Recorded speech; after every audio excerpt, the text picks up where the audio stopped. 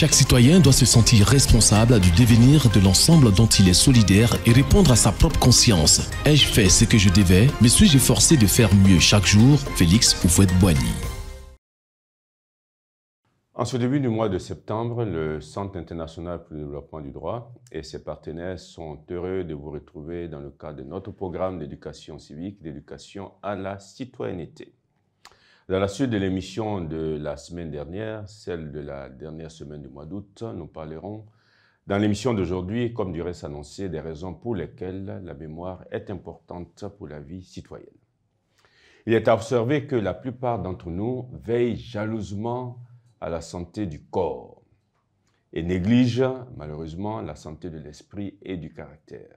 Ce qui est dommage, car nous le savons, qui sait pratiquer la culture mentale associera un développement judicieux des facultés de son esprit, se bonifiera et se rendra plus utile à lui-même, aux siens et à la communauté tout entière. En effet, la mémoire joue un très grand rôle dans la vie. L'empereur Napoléon Bonaparte ne disait-il pas, à juste titre, et nous citons, qu'une tête sans mémoire est une place sans garnison. S'agissant de la mémoire, deux choses sont nécessaires pour être utiles dans la vie citoyenne. La première chose, c'est de cultiver la mémoire. Et la deuxième chose, c'est de purifier la mémoire. Cultiver la mémoire, qu'est-ce à dire? C'est un très vaste sujet, vous le savez, mais ô combien important pour garder toujours en tête ce qu'il convient de faire pour les autres et la communauté dans laquelle on vit.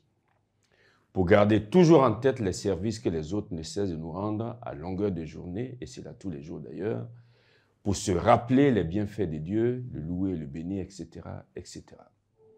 Il est bon de rappeler que le jeu de la mémoire comporte trois phases successives. Il y a l'acquisition des souvenirs, qui a le pouvoir de retenir toute impression suggérée, soit par la perception extérieure, soit par l'imagination et la pensée. Il y a la conservation des souvenirs, qui dépend de la façon dont nous les classons, dont nous classons nos idées, dont nous rassemblons nos sentiments éparses, dont nous les lions entre elles et dont nous les amenons à notre esprit.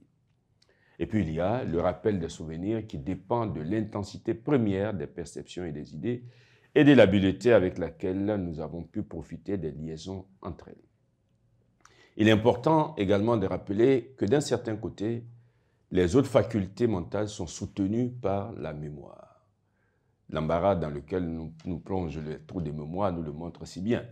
Lorsque la mémoire est défaillante, les autres facultés ont de la peine à bien s'exercer. Ça, c'est pour la culture de la mémoire. Parlons à présent de la purification de la mémoire.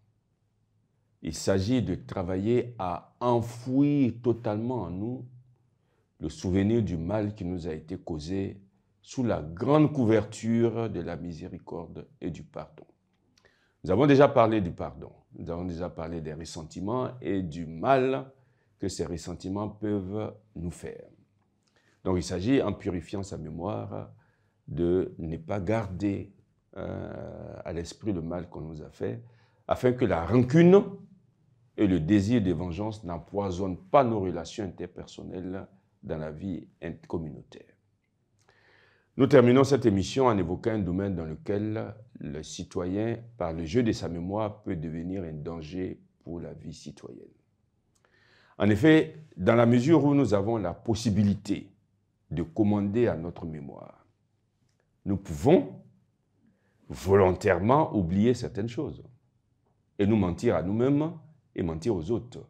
Et ça s'appelle la mauvaise foi. Et nous le savons tous, là où règne la mauvaise foi, rien de solide ni d'édifiant ne peut se construire.